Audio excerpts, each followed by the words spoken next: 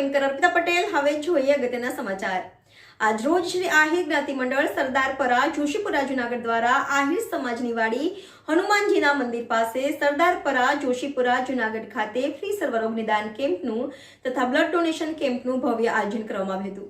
આ blood donation camp જુનાગઢના ગિરનારી group civil હોસ્પિટલના ઉપક્રમે યોજવામાં આવેલો હતો, જેમાં 44 બોટલ રક્તની એકત્રિતકરણ કરવામાં આવેલ હતી અને જુનાગઢની સિવિલ હોસ્પિટલને થેલેસેમિયાગ્રસ્ત બાળકો તથા જરૂરિયાતમંદ લોકોને ઉપયોગી થવા અર્પણ કરવામાં આવેલી હતી.